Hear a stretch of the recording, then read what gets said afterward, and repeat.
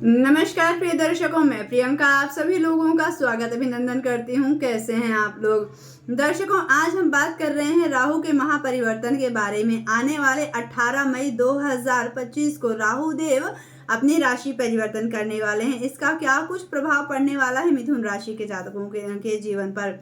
राहु का परिवर्तन महापरिवर्तन क्यों? क्योंकि अन्य ग्रह तो हर महीने में अपनी राशि परिवर्तन करते रहते हैं, वक्री अस्त मार्गी होते रहते हैं, परंतु राहु महाराज हमेशा वक्र अवस्था में ही संचार करते हैं और लंबे समय तक के लिए एक राशि में गोचर करते हैं। यानी 18 महीने तक राहु एक ही राशि में गोचर करते हैं। तो जो भी शुभ अशुभ, पॉजिटिव नेगेटिव जो भी रिजल्ट निकल करके आएगा वो एक लंबे समय तक के लिए होगा। तो इसलिए राहु का परिवर्तन महापरिवर्तन होता है। कहते हैं ना, भाग्य के खेल बहुत निराले होते हैं और राहु शनि की तरह ही फल प्रदान करते हैं। अभी तक राहु जो है तो आपके कर्म स्थान में गोचर कर रहे थे, दसम भाव में, मीन राशि में, देवगुरु बृहस्पति की राशि में गोचर कर रहे थे, जहां पर आपने बहुत कुछ प्रयास किया, बहुत कुछ करने का प्रयास किया, लेकिन वहां पर द्वंद्वात्मक स्थिति बनी रही। आपके करियर हाउस में, आपके वर्क प्लेस में कुछ काम आपके बनते हुए बिगड़ जाते थे। अच्छा खासा काम बनाया, फिर भी वो आपका सक्सेसफुल नहीं हो रहा था।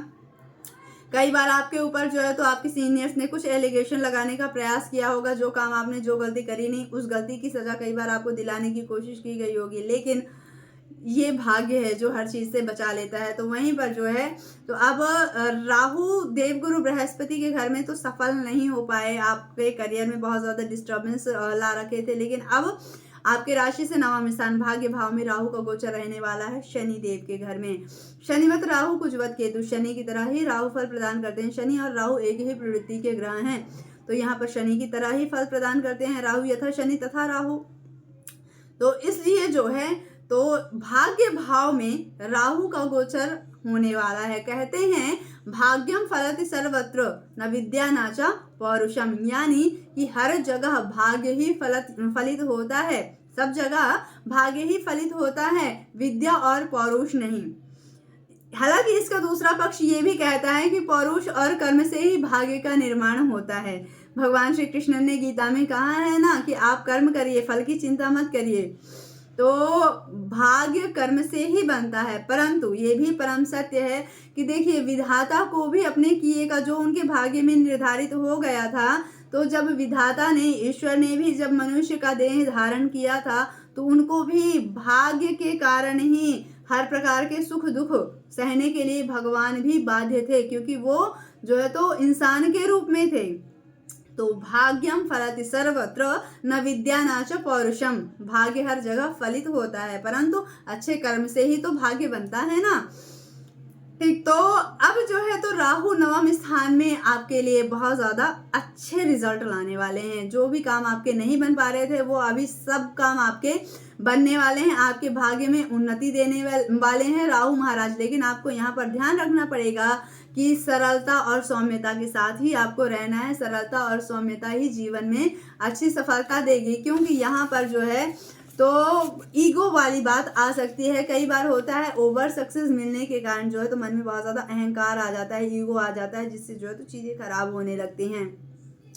राहु का प्रभाव आपके राशि में भी रहेगा, क्योंकि राहु नवम स्थान से आपकी, राहु की 5वीं दृष्टि है।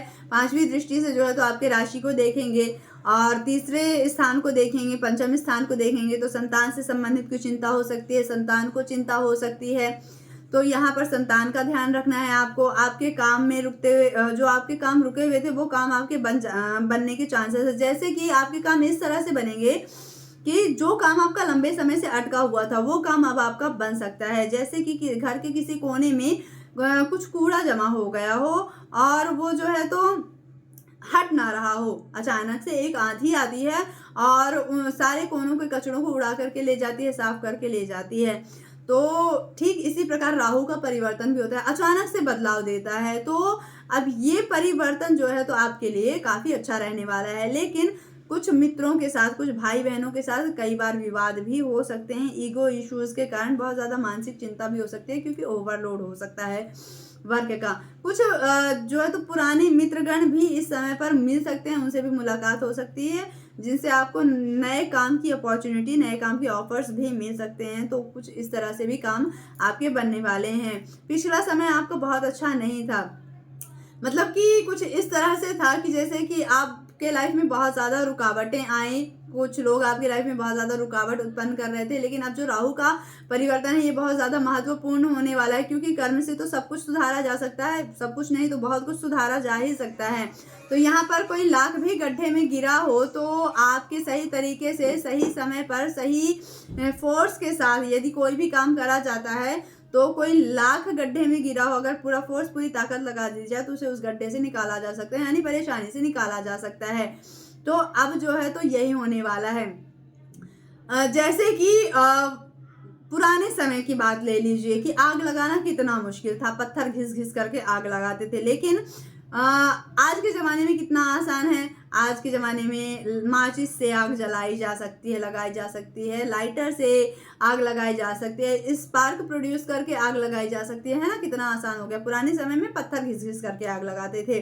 तो हुआ क्या कि साइंटिस्ट ने जो है तो खोज की, रिसर्च किया, वैज्ञानिक ने शोध किया, तो उन्होंने जो है तो जीवन को आसान बना दिया, आग लगाना आसान कर दिया, माचिस का, स्पार्क प्रोड्यूस मतलब लाइटर का, इन सभी चीज़ों का जो है तो उपयोग आने लगा, जिसमें से कि चीज़ें आसान हो गई। तो किसने खोज किया? वैज्ञानिक ने। ज्योतिष भी वही विज्ञान है, ज्योतिष भी विज्ञान ही है। तो इसलिए जो है तो ज्योतिष विज्ञान के माध्यम से आपके भाग्य में, आपके जीवन में क्या कुछ होने वाला है, पॉजिटिव नेगेटिव, ये सभी चीज़ें आप जान सकते हैं। राहु बहुत ही हठी ग्रह है, बहुत ही जिद्दी ग्रह है, इसलिए बहुत ही सोच समझ करके कार्य करने की ज़रूरत है, बहुत ही गंभीरता के साथ काम करने की ज़रूरत है। मानसिक चिंता होगी, लेकिन भगवान ने बुद्धि दी है, ईश्वर ने हमें इंसान बनाया है, क्योंकि सभी जीवों में सोचने समझने की क्षमता नहीं होती है, परंतु मनुष्य ही एक ऐसा प्राणी है जिसके पास सोचने समझने की क्षमता होती है। सोच समझ करके विवेकपूर्ण कार्य करेंगे तो परेशानी से बच जाएंगे। राहु इतने जिद्दी क्यों हैं, इतने हठी क्यों हैं?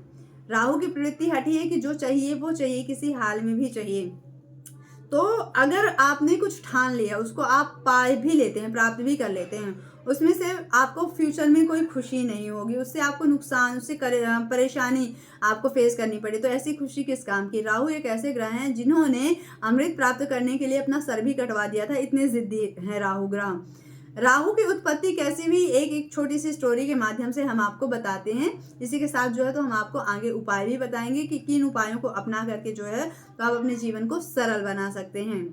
राहु इतने हठी क्यों हैं, इतने जिद्दी क्यों हैं, इसकी एक छोटी सी स्टोरी हम आपको बताते हैं। तो एक समय की बात है कि संसार से, सृष्टि से जो है तो निधि समाप्त हो रही थी।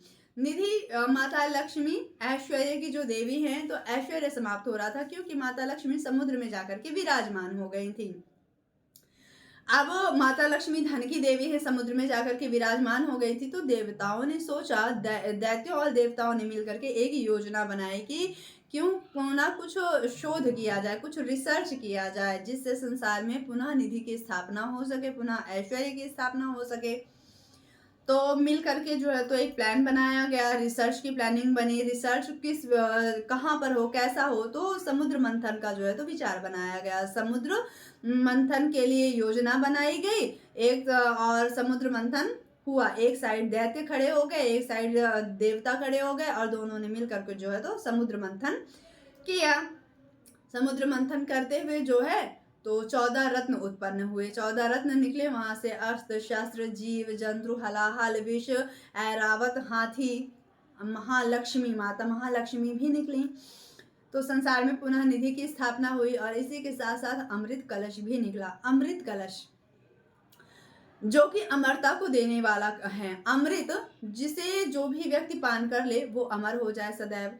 तो अब ये अमृत कलश किसे मिले? यदि दैत्यों को मिलता है तो सृष्टि में हाहाकार मच जाएगा, क्योंकि वो तो दैत्य हैं। दैत्य प्रवृत्ति कैसी होती है आपको पता ही होगा। ठीक उसी तरह जैसे कि हमारे देश की जो बड़ी मिसाइलें हैं, सपोज दैट वो किसी टेररिस्ट के हाथ लग गई तो सृष्टि का क्या होगा, इस देश का क्या होगा? वो डरा धमका करके जो भी आतंकवादी होंगे वो इस जो है तो अपना वर्चस्व स्थापित कर लेंगे, है ना।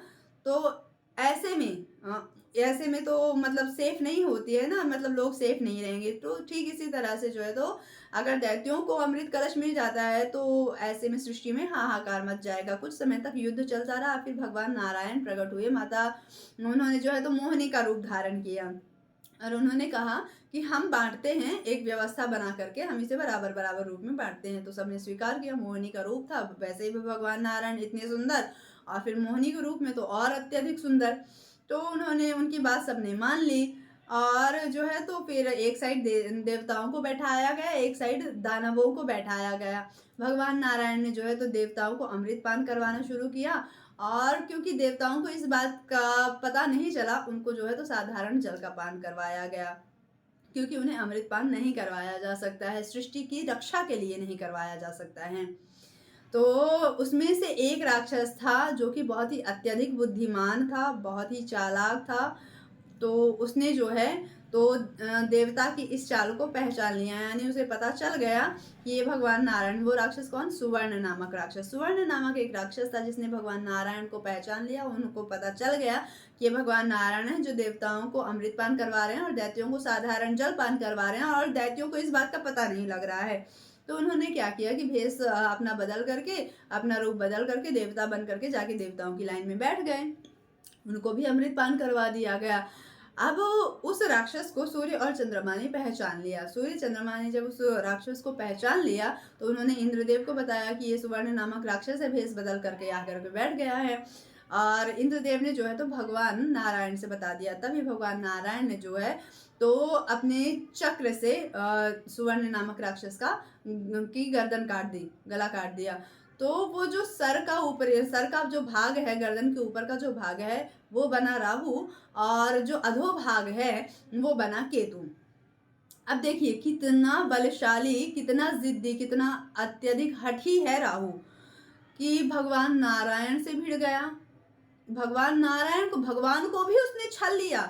यहाँ पर भगवान नारायण ने नहीं छला, उन्होंने तो सृष्टि के बचाव के लिए, सृष्टि के हित के लिए उन्होंने कार्य किया, परंतु वहां पर राहु ने भगवान नारायण को भी छलने का प्रयास किया। इसका मतलब क्या है कि किसी भी साधु संत महात्मा को, किसी भी ब्राह्मण को, किसी भी पंडित को राहु छल सकते हैं, ऐसे हैं राहु ग्रह।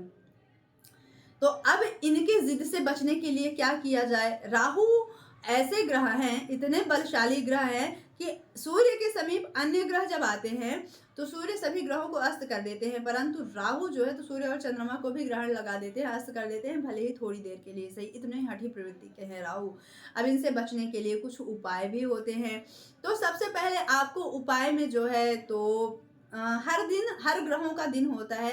जैसे कि सूर्य का दिन होता है रविवार, सोमवार चंद्रमा का, मंगलवार मंगल का, बुधवार बुध का, गुरुवार बृहस्पति का, शुक्रवार शुक्रवार और शनि का शनिवार। उसी तरह से राहु का भी जो है तो एक समय होता है, वो समय है प्रदोष काल।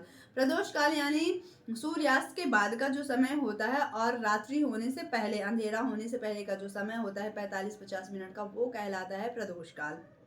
प्रदोष काल एक ऐसा समय है जो हर नकारात्मकता से रहित होता है, वो समय होता है प्रदोष काल। तो ये समय भगवान भोलेनाथ का भी समय माना जाता है। भगवान भोलेनाथ की भी इस समय पर पूजा करना, हर दोष से रहित रहने वाला काल जो है तो यही काल प्रदोष काल माना जाता है। इस समय में भगवान भोलेनाथ की पूजा अर्चना, अभिषेक करना बहुत ज़्यादा लाभप्रद होता है। तो यहाँ पर कनेक्शन निकल करके आता है, कहाँ से, भगवान भोलेनाथ से। तो राहु की यदि स्थिति खराब हो, राहु से संबंधित यदि कोई समस्या हो, तो यहाँ पर भगवान भोलेनाथ का अभिषेक, रुद्राभिषेक करना, पंचामृत से अभिषेक करना, रुद्राष्टाध्याय करना, ये सब चीजें बहुत ज्यादा लाभकारी होती है। हनुमान चालीसा का पाठ कर सकते हैं। शनि देव के घर में है राहु, तो शनि देव जो है तो हनुमान जी के भक्त हैं, तो सुंदरकांड का पाठ कर सकते हैं, हनुमान चालीसा का पाठ कर सकते हैं आप, जिससे आपको बहुत ज्यादा राहत मिलेगी। हनुमान जी को लड्डू का भोग लगा सकते हैं, हनुमान जी को सिंदूर चढ़ा सकते हैं, चोला यानी झंडा चढ़ा सकते हैं। तो इस तरह से बहुत सारे उपाय आप हनुमान जी के भी अपना सकते हैं। लेकिन समय समय पर जन्म कुंडली में बन रहे योगायोग को जानना बहुत ज़्यादा ज़रूरी होता है। जन्म कुंडली में कौन से ऐसे योग हैं जो कि आपको रंग से राजा बना सकते हैं, कौन सा ऐसा टाइम है जो कि आपके लिए बेस्ट अपॉर्चुनिटी लेकर के आ रहा है, किस अपॉर्चुनिटी को, किस ऑफर को आपको एक्सेप्ट करना चाहिए, किस समय में एक्सेप्ट करना चाहिए, किस समय में आपको कोई कार्य प्रारंभ करना चाहिए। ये सारी चीजें बताती हैं आपकी जन्म कुंडली, कौन सा समय है जिसमें आप बहुत ज्यादा परेशानी में फंस सकते हैं, बहुत ज्यादा कष्ट में फंस सकते हैं, किस समय से आपको बचना है। तो ये सारी चीजें भी जो है तो आपके लिए बहुत ज्यादा जरूरी होती हैं। तो इन सभी चीजों से भी जो है तो आप स्वयं को सेफ रख सकते हैं, खुद को बचा सकते हैं। तो अपने जन्म कुंडली का अवलोकन करवाने के लिए स्क्रीन पर दिए गए नंबर पर कॉल करके आप हमसे संपर्क कर सकते हैं। मिलते हैं अगले वीडियो में, तब तक के लिए प्यार भरा नमस्कार।